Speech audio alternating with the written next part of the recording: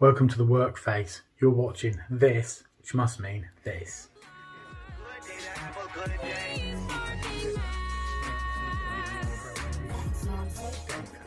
I couldn't have said it better myself. So I've been thinking, what would I have in my own amusement arcade if I could create an amusement arcade today? But these are the first 10 games I'm going to get into my arcade. Let's have a look at them now. Well, first up in my arcade is Yaya Kung Fu. Now, they used to have this when I was a kid at Teignmouth Pier. And what was so good about this was you could have reasonably good value for money. So you had 4 lives and you had to get past as many opponents as you could. And you can see here that if you landed a punch on them, it would be a red star or a red impact. And if they got you, it would be a black one. So loads of different players to go against, really good, easy to get into graphics, and different characters as well in terms of the way that they would need to be dealt with. So here we're on level 2 against Star, who is much more of a ranged character. Now this was 10 pence back in the day on the pier. I loved it. It came out for all manner of home consoles as well, and believe it or not, even like the Spectrum version was alright, but this game was great fun. So first up in my arcade, Yaya Kung Fu. Next up, a couple of years later possibly, Ghosts and Goblins. That was down at South Devon Tech for me. Now this game had loads of little tricks in there where you could jump up and down and hit gravestones with shots in certain directions and in certain ways, and you could unlock the dagger, which was by far the best weapon, and you could also get the flame and all manner of things. But me and my mates used to study this game in and out, and someone would always have a trick here. So this guy who's playing here isn't hitting the gravestones as he should, and he's not unlocking very much, or just going through the level. But this game for me was fantastic. Here's a later level. This is about level 4. This one you would have to jump over. You could jump over these guys, or you could shoot them. Great game, really challenging. Boss levels against demons at the end of each level. So that's my second arcade game, Ghosts and Goblins. Third up, well, an arcade wouldn't be an arcade without Double Dragon. Now Double Dragon back in the day was everyone's favourite, and you could go on as 2 of you and play, or you could go on your own. There were great boss levels at the end, but of course we wanted value for money out of our arcade game, so we wanted to stay on as long as we could.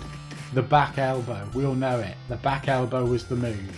It was pretty much invincible, but you would have all sorts of guys coming at you, boss battles, people throwing knives, you could pick up baseball bats, all sorts of things. So number 3 in my arcade has to be, without doubt, Double Dragon. Number 4 on my list is a 4-player game, which is Gauntlet 2. Now Gauntlet 1 came out, which was fantastic, but the arcades in Torquay were where it was for me and my mates, and the beauty with this was you could select your character for each colour, so you could be red elf, green elf, blue elf, whatever. But this game, although it looks basic, you're fighting against ghosts and grunts, and you would have to go get in treasure, and one of you would be it. And this was like multiplayer gaming, and there wasn't a lot of that going on in the arcades at the time. So when we got this, it was fantastic, and you could be wizards, elf, Valkyrie, or warrior. It was just absolutely amazing. So here, like, this guy here is now Valkyrie on a later level. Lobbers are throwing things in. It gets manic. It's a great game. Loads and loads of levels. Multiple paths because you can take different exits. Fantastic fun. Game 5 in my arcade was back from 1990. This was World Cup 1990, World Cup Italia 90. So of course football had taken the world by storm back then. And this game here, although England were playing in orange, was a fantastic game. On 1-player mode, you would try and get through and win all the competition, and there were certain ways you could score. There were sort of weak points here that this guy can angle it in, and there you go, overhead kick. There were different ways you could score in this game, but that gave you a chance of getting through, because of course you only had 2 minutes, and some of the consoles some of the arcade machines would be adjusted to be 1.5 minutes, so you really had to sort of almost like score from kickoff. But this game was absolutely amazing fun. So number 5, World Cup Italia 90. Number 6, I'm going really old school. So this was Sprint in the arcades, and this had 4-player action. So each of you could, up to 4-player. Quite often you would find it in the arcades on 2-player, and then you'd have 2 computer guys against you. It had a gear stick, steering wheel, and it was really tricky. Now the guy here in white is abysmal, and as soon as you hit the walls you're dead in this. So there you go. When I say dead, you slow right down. And the other thing as well, of course, is the other cars, if they hit you, you go skidding all over the place, but they carry on. So this was really difficult, but it was a real good racing game for its day. The controls were fantastic in terms of the steering, but it was tricky. When you got into the groove of it though, and it actually got quite good at it, you could compete. So there you go. Number 6 on my list is Sprint. 7, we're staying old school here. So this is Galaxian, of course. Now you can see here an emulator running, which isn't the original footage, because back in the day, the arcades, you used to be able to steer that bullet slide. I'm not sure if the guy can do it here, but you could steer the bullet after it left your spaceship, which was great. Quite often in the arcades they would have the joystick on the right and the buttons on the left, so you'd have to sometimes cross your hands over. But this is Galaxian, absolute brilliant fun in its day.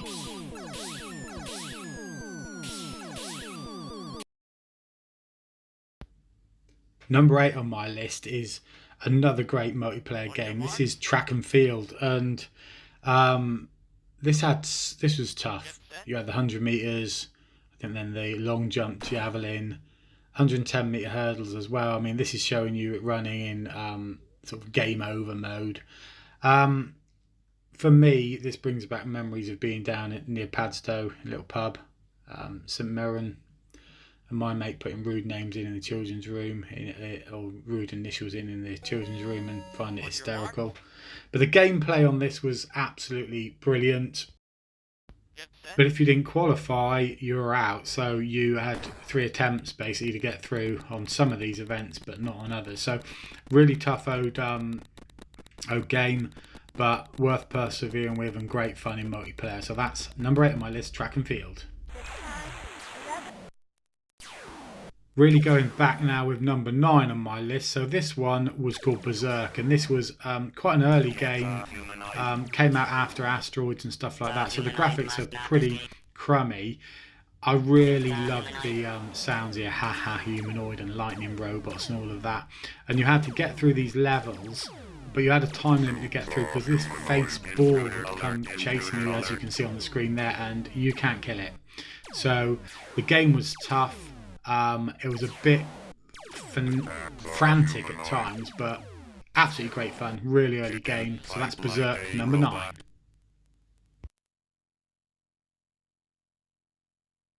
And finally, to fill up my arcade of 10 machines, I've gone for a bit. This is one that's a bit out there really. King of Boxer, it was called. This game, if you went in like the guy does here and just went in for a scrap, you might get lucky in the early rounds, and there's lots of technique and strategy here.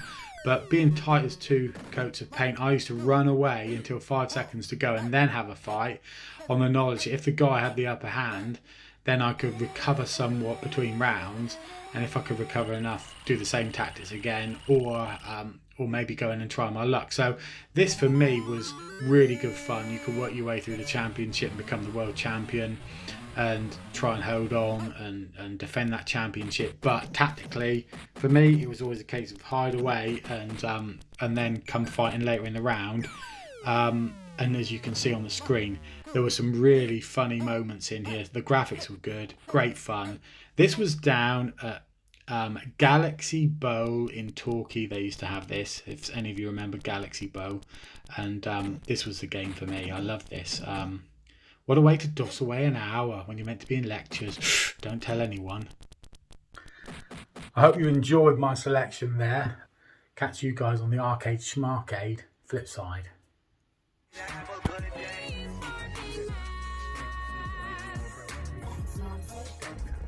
couldn't have said it better.